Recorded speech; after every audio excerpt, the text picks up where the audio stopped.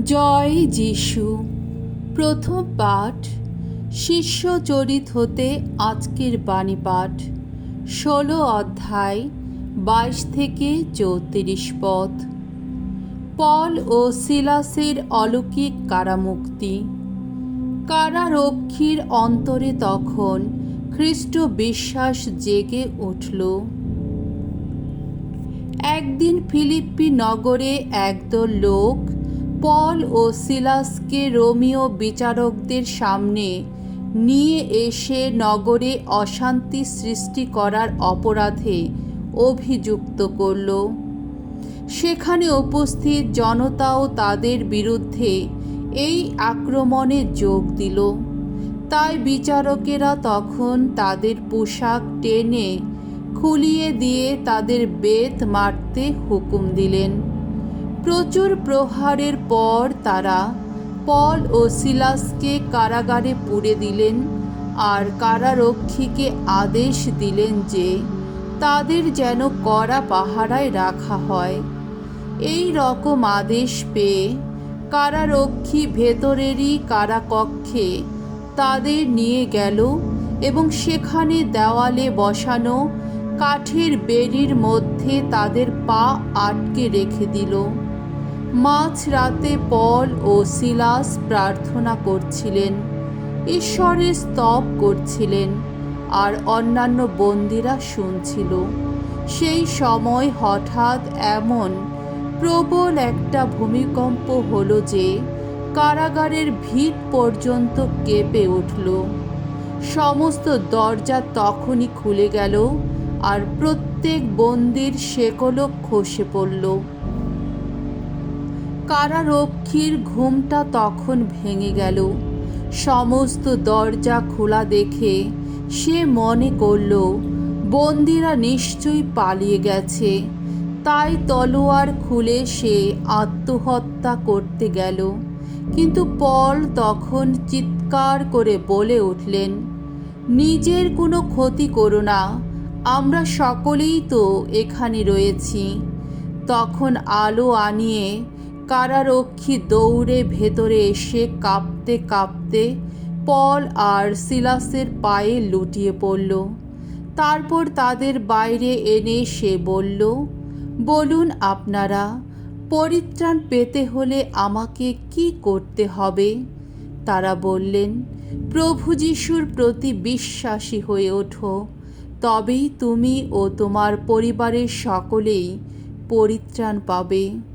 তারপর তারা তাকে ও তার বাড়ির সবাইকে প্রভুর বাণী শোনালেন।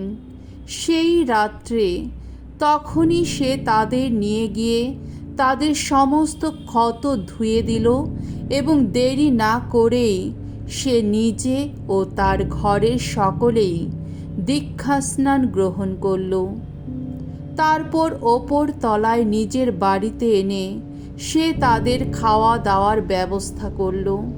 ঈশ্বর বিশ্বাসী হতে পেরেছে বলে সে ও তার বাড়ির সকলে মিলে আনন্দ করতে লাগল। প্রভুর বাণী। ঈশ্বরকে ধন্যবাদ।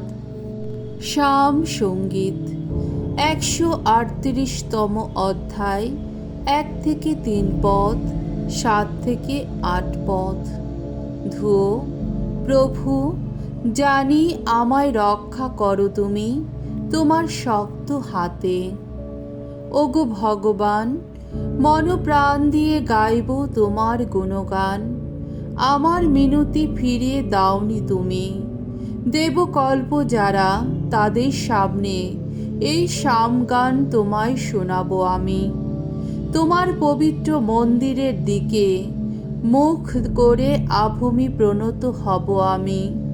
তোমার বিশ্বস্ততা, তোমার দয়ার জন্যে গাইব তোমার নামেরই গুণগান। যখনই ডেকেছি তুমি তো দিয়েছ সাড়া, নতুন সাহস দিয়ে উদ্দীপিত করেছ আমার প্রাণ। জানি আমার জন্যে যা কিছু করার বাকি আছে, ভগবান তা সবই করবেন। ওগো ভগবান, তোমার দয়া সে তো চিরকালেরই দয়া। নিজের হাতে গড়েছ যাকে, তাকে ত্যাগ করো না তুমি। বাণী বন্দনা। জয় মৃত্যুঞ্জয়, জয় তোমারই জয়। সত্যময় আত্মাকে প্রেরণ করব আমি, তোমাদের তিনি নিয়ে যাবেন মহাসত্যের পথে। যোহন রচিত মঙ্গল সমাচার 16 অধ্যায় 5 থেকে 11 পদ। যা কিছু পিতার সবই আমার। পবিত্র আত্মা আমার কথা থেকেই তার বলার কথা তুলে নিয়ে তোমাদের তা জানিয়ে দেবেন। আমি না গেলে সেই সহায়ক যিনি, তিনি তোমাদের কাছে আসবেনই না। এই জগৎ ছেড়ে পিতার কাছে যাবার আগে যিশু তার শিষ্যদের এই কথা বললেন, আমি এখন যাচ্ছি তারই কাছে, যিনি আমাকে পাঠিয়েছেন। কই, তোমরা তো এখন কেউই আমাকে জিজ্ঞেস করছো না যে আপনি কোথায় যাচ্ছেন। বরং তোমাদের এই কথা বলেছি বলে তোমাদের হৃদয় কিনা এখন দুঃখেই ভরে উঠেছে। তাহলেও আমি তোমাদের একটা সত্যি কথাই বলছি, তোমাদের ভালোর জন্যে আমি চলে যাচ্ছি। কারণ আমি না গেলে সেই সহায়ক যিনি, তিনি তোমাদের কাছে আসবেনই না।